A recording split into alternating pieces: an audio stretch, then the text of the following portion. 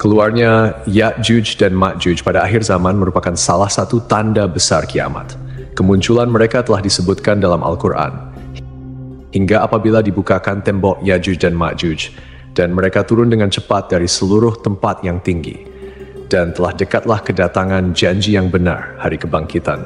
Maka tiba-tiba terbelalaklah mata orang-orang kafir. Mereka berkata, "Aduhai, celakalah kami, sesungguhnya kami adalah dalam kelalaian tentang ini. Bahkan kami adalah orang-orang yang zalim."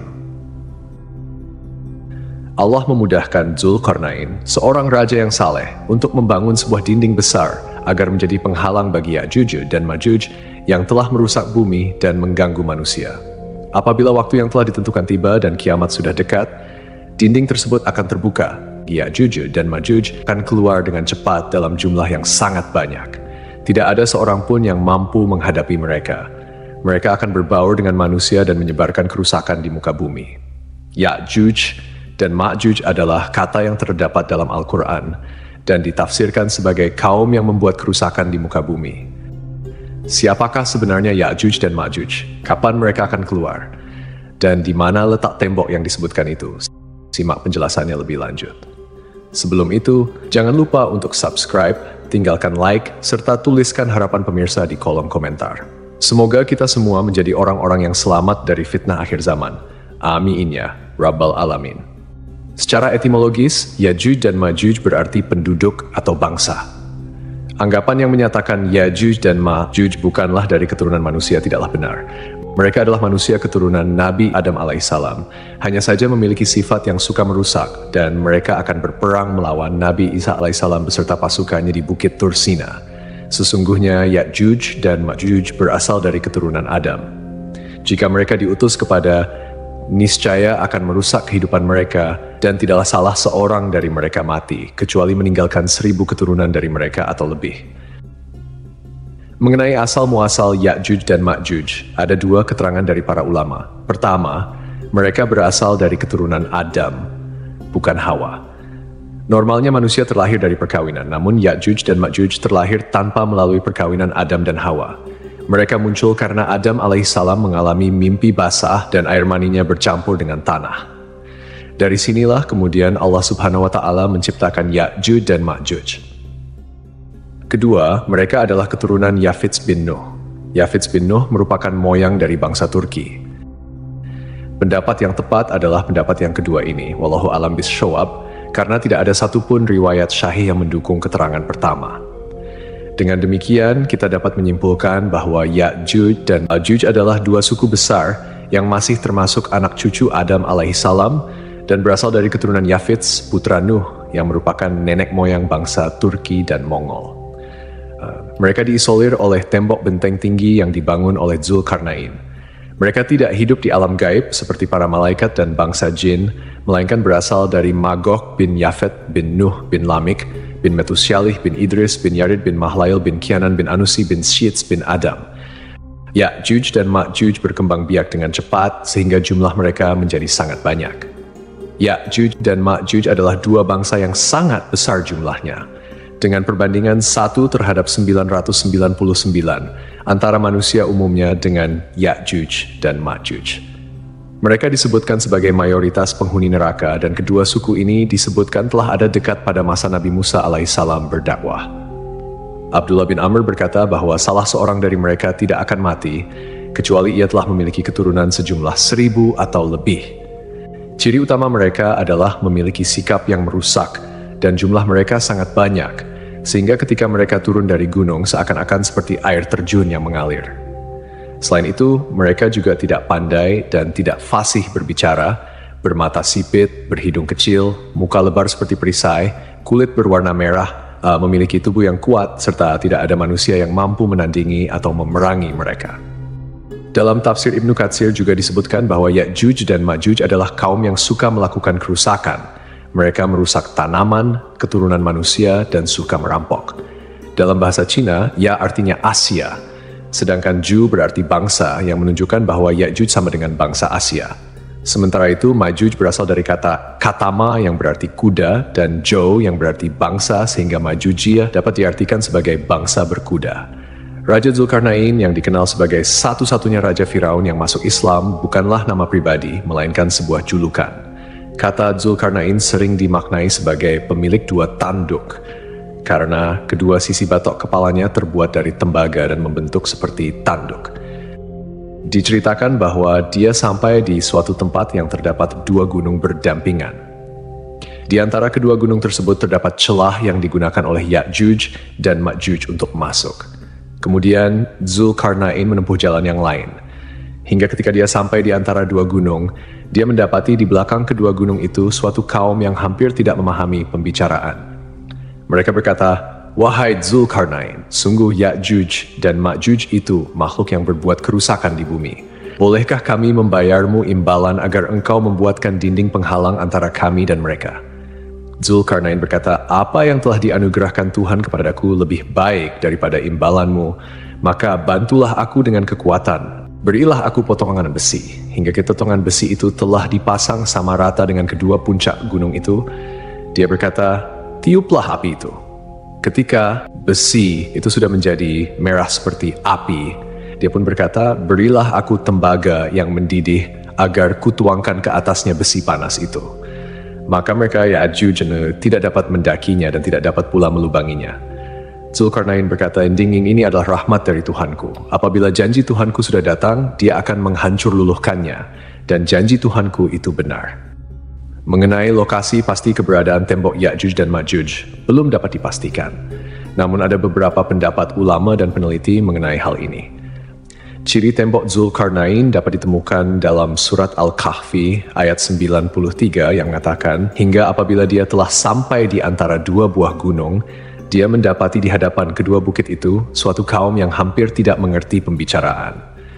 Dari surat Al-Kahfi, Allah Subhanahu wa Ta'ala memberikan petunjuk bahwa Ya'juj dan Ma'juj berada di antara dua gunung, dan kaum tersebut memiliki bahasa yang sukar dipahami.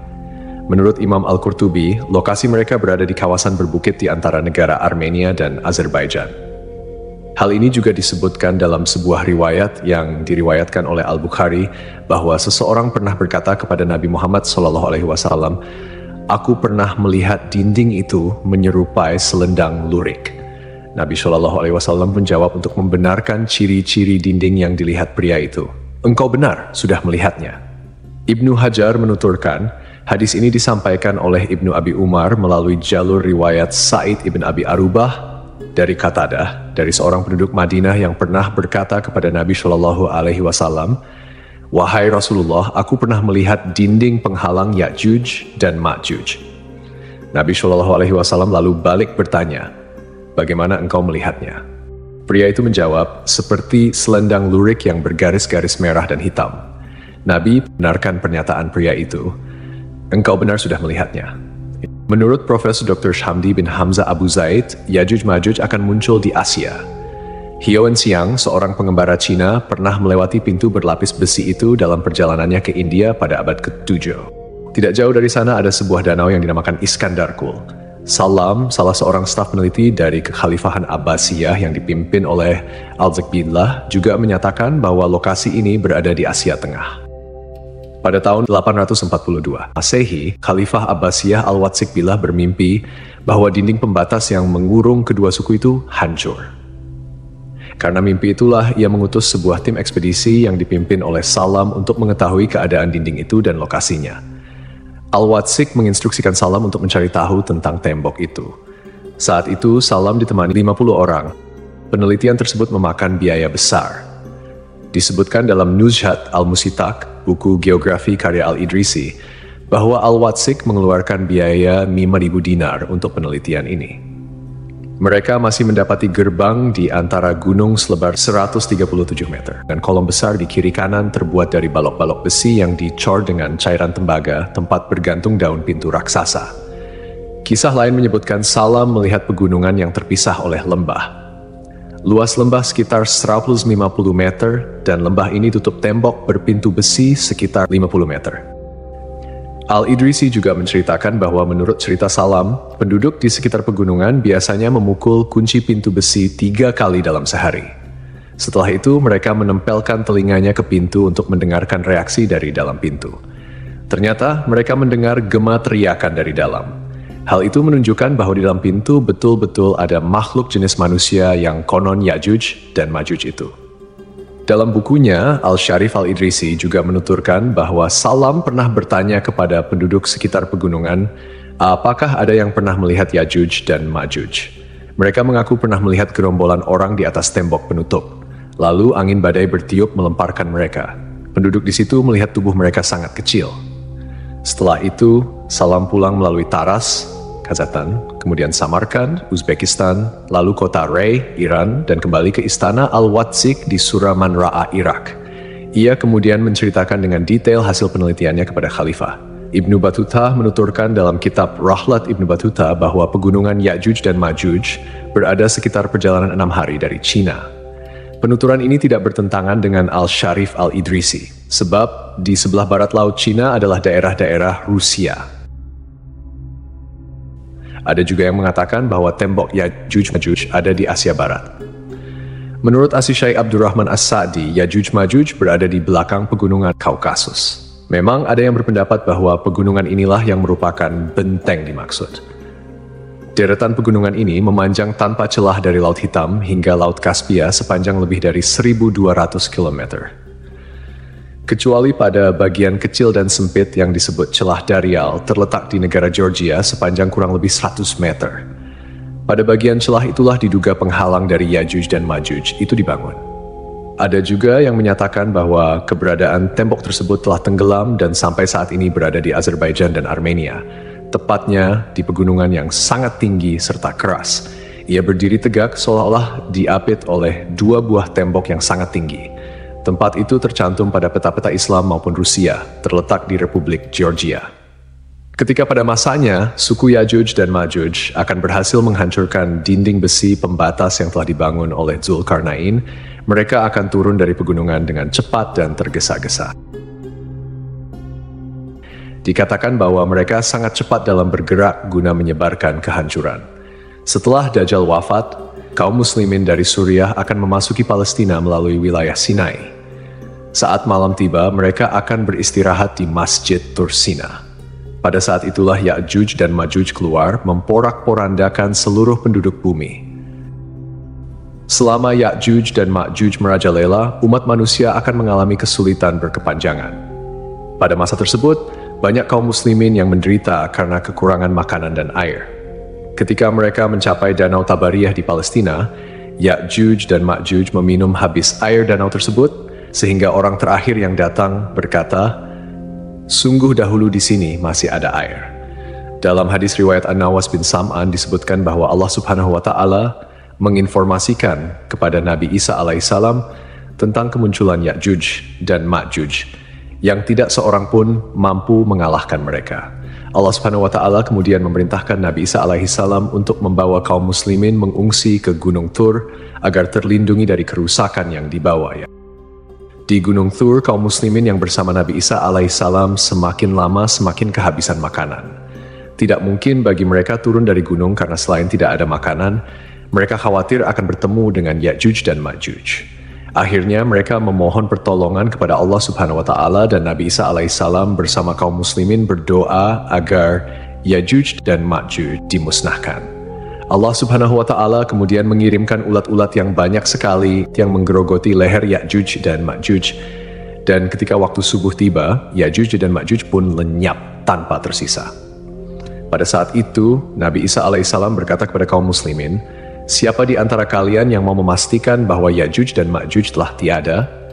Maka seorang yang siap mati syahid keluar dan mengucapkan takbir, "Allahu Akbar, Ya'juj dan Ma'juj telah berakhir, kita menang." Nabi Isa alaihissalam dan semua kaum muslimin pun keluar. Inilah fitnah akhir zaman terakhir yang tidak dapat diatasi oleh siapapun, termasuk Nabi Isa alaihissalam dan Imam Mahdi. Setelah itu, Nabi Isa alaihissalam dan para sahabatnya turun dari gunung dan mendapati bumi penuh dengan bau busuk serta bangkai Ya'juj dan Ma'juj. Nabi Isa alaihissalam lalu memohon kepada Allah Subhanahu wa Ta'ala untuk membersihkan bumi dari bangkai tersebut. Allah Subhanahu wa Ta'ala kemudian mengutus burung-burung berleher panjang seperti unta untuk membawa bangkai-bangkai tersebut ke tempat yang dikehendakinya. Dalam riwayat lain disebutkan bahwa bangkai-bangkai Ya'juj dan Ma'juj dibuang di tengah samudera dan dimakan oleh ikan-ikan yang akhirnya menjadi gemuk karena belum pernah menemukan daging sebanyak itu. Nabi Isa alaihissalam dan kaum muslimin kemudian berdoa lagi kepada Allah Subhanahu wa Ta'ala untuk membersihkan permukaan bumi dari bau dan kotoran Ya'juj dan Ma'juj. Allah Subhanahu wa Ta'ala lalu menurunkan hujan lebat yang membasuh seluruh kotoran mereka dari muka bumi hingga tanah menjadi bersih kembali. Sebagian mufasir mengatakan bahwa bau busuk dari kotoran Ya'juj dan Ma'juj membutuhkan waktu hingga 7 tahun untuk hilang sepenuhnya. Setelah Ya'juj dan Ma'juj dimusnahkan, kehidupan kaum muslimin di bawah kepemimpinan Nabi Isa alaihissalam semakin baik. Mereka hidup dalam kedamaian, keamanan, dan kebahagiaan dengan rezeki yang melimpah. Allah Subhanahu wa Ta'ala memberkati mereka hingga seekor unta bunting cukup untuk mengenyangkan sekumpulan orang, dan bahkan satu buah kurma mampu mengenyangkan seseorang. Pada masa ini, Nabi Isa alaihissalam menjalankan syariat yang dibawa oleh Rasulullah Shallallahu alaihi wasallam dalam menata kehidupan masyarakat. Banyak orang kafir yang masuk Islam setelah menyaksikan keindahan ajaran tersebut. Di mana-mana terlihat kedamaian dan persatuan. Kejahatan jarang terjadi, dan seluruh umat bersatu dalam pengabdian kepada Allah Subhanahu wa Ta'ala. Namun masa ini berlangsung singkat. Di akhir masa Nabi Isa alaihissalam, Allah Subhanahu wa Ta'ala akan mengirimkan angin lembut dari arah Yaman. Angin ini akan menyentuh setiap orang beriman dan muslim, dan melalui angin ini Allah Subhanahu wa Ta'ala mengambil nyawa mereka. Setelah itu, yang tersisa hanyalah orang-orang jahat yang hidup tanpa akhlak dan rasa malu, bagaikan binatang. Di masa itulah kiamat akan tiba.